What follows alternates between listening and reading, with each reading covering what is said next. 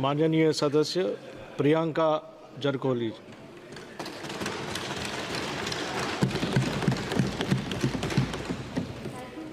Yes, sir. First of all, I would like to thank the people of my constituency, Chikkodi, for electing me as their representative. Firstly, I would like to quote Dr. Baba Saheb Ambedkar ji's quote, as he fought a case in Chikkodi court, so it's an immense pride for me to come from that constituency.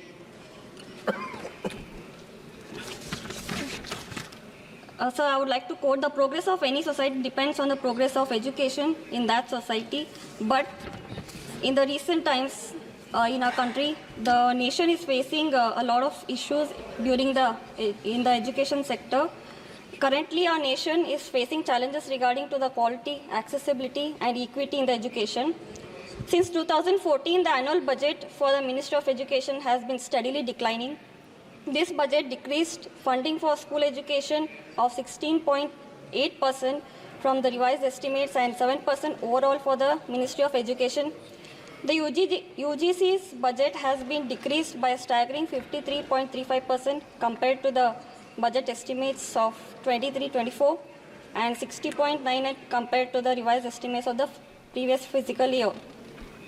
This comes at a time when the National Testing Agency, an autonomous body under the UGC, is failing to properly conduct national examinations like NEET and NET, putting the future of lakhs of students at risk. In the past 7 years, the country has been witnessing 70 examination leaks across 15 states, affecting approximately 1.7 crore aspirants.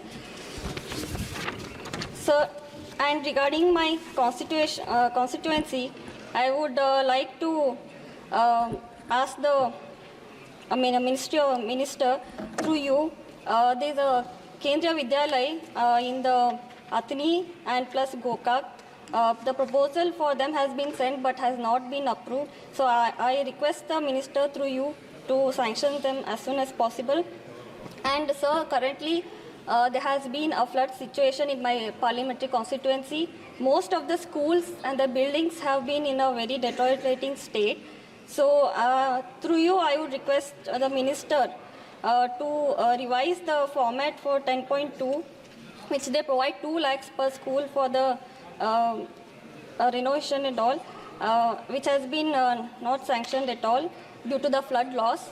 And also I would like to ask the government, as there are many students in my parliamentary constituency of SC, ST and OBC, whether there has been a lot of privatization in the education sector. So what steps the government has been taking to make sure that the rural background people will be able to access reasonable education in today's time? So I would like to know the answer for that, sir. Yes, sir. Thank you for allowing me to speak. Thank you once again. North First, ಉತ್ತರ ಕರ್ನಾಟಕದ ಆವಾಜ್.